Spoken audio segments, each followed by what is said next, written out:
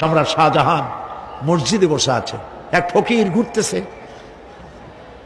লোকেরা কয় ছোটবেলা থেকেই তোমারে খয়রাত করতে দেখলাম, ভিক্ষা কি জীবনেও যাবে না তোমার?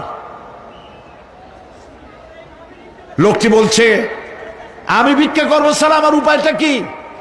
কারণ আমারও তো লোকেরা এই মুরব্বীকে বসায় না।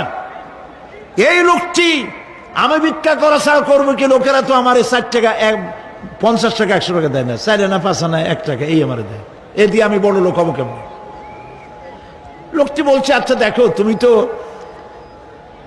জায়গা মতো যাইতে পারো নাই, বাদশার কাছে যাও, এমন দেওয়া দেবে জীবনে আর খয়রাত করা লাগবে না। তো বাদশার কাছে কি খয়রাতি যাইতে পারে কোনোদিন? কয় হ্যাঁ এখন পারবা। কেমনে? কয় সম্রাট শাহজাহান এখন একা একা মসজিদে আছেন।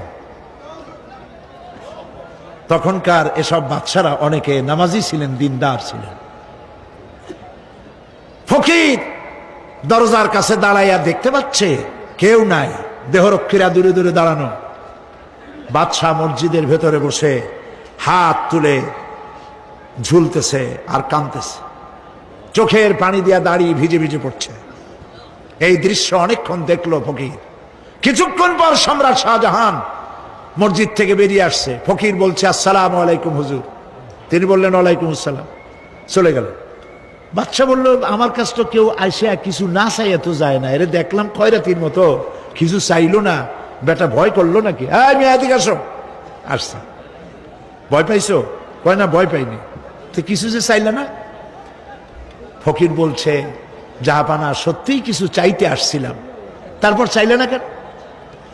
ফকির বলছে জাহাপানা সারা জীবন ভিক্ষা করেছি, আর আজ দিল্লির সম্রাটের কাছে বেশি পাওয়ার লোভে এসেছিলাম, কিন্তু আপনার দশা দেখা আমার জ্ঞানের চোখ খুলে গেছে। আমি লক্ষ্য করে দেখলাম আমি সম্রাটের কাছে চাইতে এসেছি, হাত তুলি নাই, বিনয় প্রকাশ করি নাই, চোখের পানি ফেলি নাই, কিন্তু লক্ষ্য করে দেখলাম দিল্লির সম্রাট আমার চাইতেও বড় ভিক্ষুকের মতো।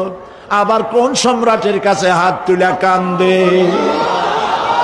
আমার জ্ঞানের চোখ খুলে গিয়েছে, আমি বুঝতে পেরেছি সম্রাট কান্দে যেই সম্রাটের কাছে, তারে ছাড়া আর কারো কাছে জীবনে চাইব না।